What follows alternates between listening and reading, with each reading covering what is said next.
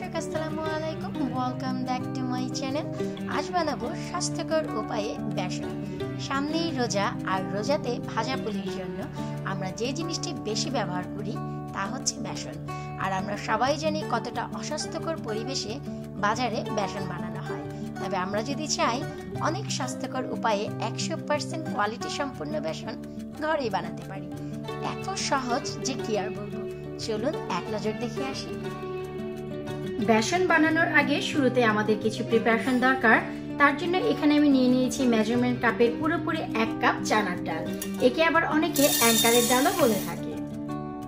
এবার মিডিয়াম ফ্লেমে আমরা ডালটি ভেজে নেব। ভাজা হয়ে গেলে ডালটিতে ভালো ঝনঝন শব্দ হবে।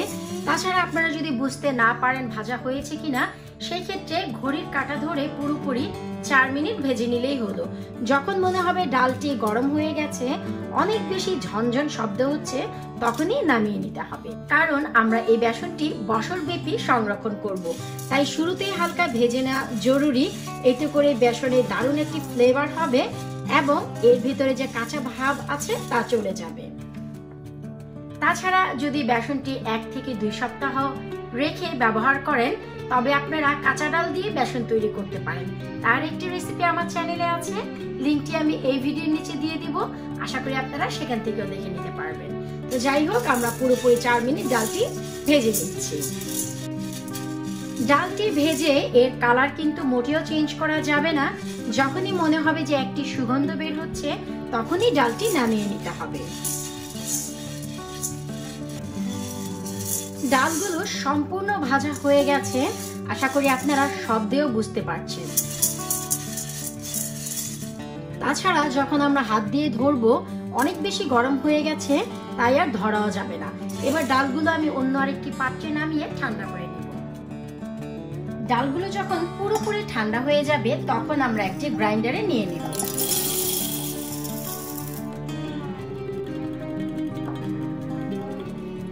এবার হচ্ছে ভাই বেসন বানানোর টপ সিক্রেট।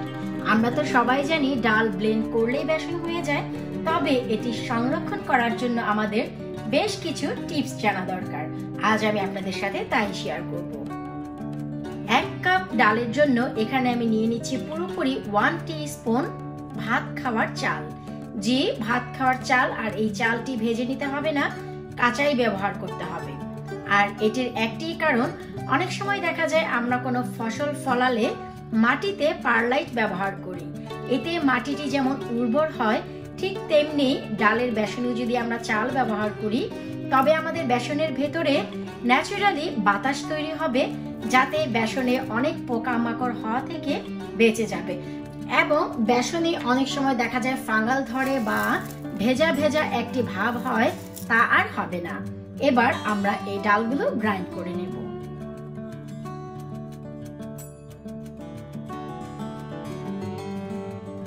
ব্লেন্ড করে নেওয়া হয়ে গেলে অবশ্যই একটি স্ট্রেনার সাহায্যে বেসনগুলো চেলে নিতে হবে। চেলে নেওয়ার পর অতিরিক্ত যে দানা দানা বেসনগুলো থাকবে, এইগুলো আমরা আবারও ব্লেন্ড করে নেব। একটু লক্ষ্য করলেই দেখবেন যে কত দারুণভাবে পাউডার হয়েছে আমাদের বেসনগুলো।